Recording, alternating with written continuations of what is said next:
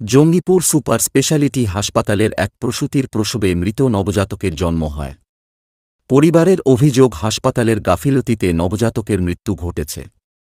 তাদের দাবি, চেকআপে সবকিছু ঠিকঠাক থাকলেও নবজাতকের মৃত্যু হলো কেন? আমি হাসপাতালে আমার স্ত্রীকে ভর্তি করেছিলাম কালকে ডেলিভারির জন্য। সন্ধ্যে 7টার সময়, রাত 11টা-12টার সময় ডাক্তার এসে ট্রিটমেন্ট করার পরে বললো নর্মালি বাচ্চা হবে। ইনজেকশন করে কিছু ট্রিটমেন্ট করে সে ব্যথা উঠলো 5টার সময়। 5টার সময় ব্যথা ওঠার পরে বললো সন্ধ্যার মধ্যে বাচ্চা নর্মালি হবে। দিয়ে 12টা-1টার দিকে মৃত্যু বাচ্চা হচ্ছে। আমার সবই নর্মাল ছিল, বাচ্চাও নর্মাল ছিল, সবই নর্মাল ছিল। সে বাচ্চাটা মৃত্যু হচ্ছে।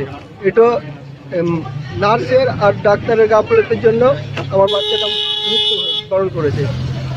এর আমরা শাস্তি চাই, কারণ এরপরে কোনো মায়ের কোল না খালি হয়, এর জন্য আমরা শাস্তি চাই। নাসরা মোবাইলে কথা বলাই ব্যস্ত থাকছেন।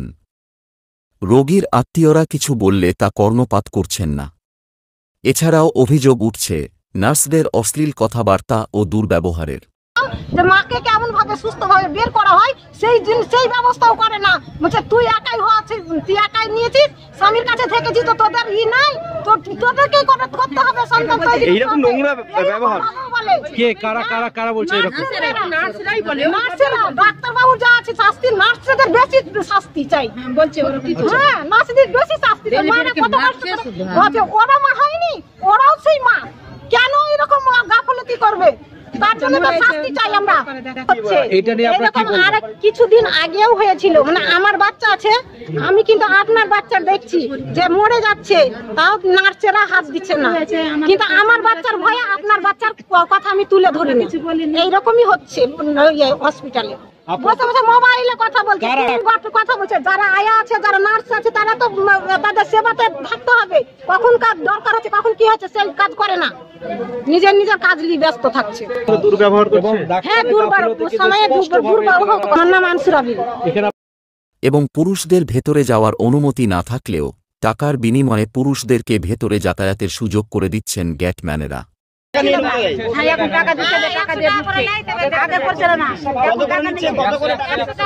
তারপরে বাচ্চার বাবা রাখা দেখতে দেয় 3টা থেকে 20 থেকে 30 মিনিট দেখতে দিবে, 100 টাকা নিবে। হ্যাঁ, আমার বিয়ে বেটা দেখা গেল 100 টাকা দিয়ে, আমার জামাই দেখা গেল 100 টাকা দিয়ে, আমার বিয়ে দেখা গেল 100 টাকা দিয়ে। টাকাটা কোথায় দিতে হচ্ছে? আগে বাচ্চা দেখে চলে আসেন, দিয়ে গেটের নিচে টাকা দিলে 100 টাকা করে। এর কাছে লিয়েছে, বিয়ে বেটার কাছে লিয়ে, অনেক লোক কুটুমের কাছে লিয়েছে। মানে যত আমার কাছে 100 টাকা নিয়েছে, আমার কাছে 100 টাকা নিয়েছে। বলে বাচ্চা আছেন কি আপনারা?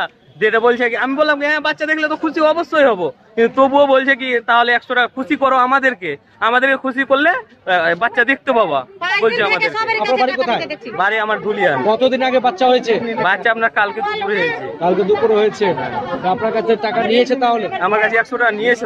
100 টাকা কত সময় নিয়েছে? আজকে 3:10 বাজে। 3:10-এ? হ্যাঁ। আপনার নাম? আমার নাম আজফারুল শেখ। এই কারণে একজনের শিশু চুরি হতে হতে বেঁচে যায়। বাচ্চা চুরি হয়েছে? কার বাচ্চা চুরি হয়েছে? বাচ্চা চুরি পারেনি তো, নিয়ে যেতে পারেনি, কিন্তু গিয়েছিল চুরি করতে। হ্যাঁ, চুরি করতে গেছিল। এই দিদি জানতে পেরেছে, দিয়ে বলছে যে তোমার বাচ্চা চুরি হয়ে গেল, উঠো। তখন উঠে দেখছি তো নেই, বাচ্চা নেই। না, ওই মেয়েটা নাই। গেটে এসে বললাম আমরা সবাই যে এরকম কেন। আর সময় মতো ডাক্তারের না আসা, এটা তো নতুন কিছুই না। অভিযোগ করছেন রোগীর আত্মীয়রা।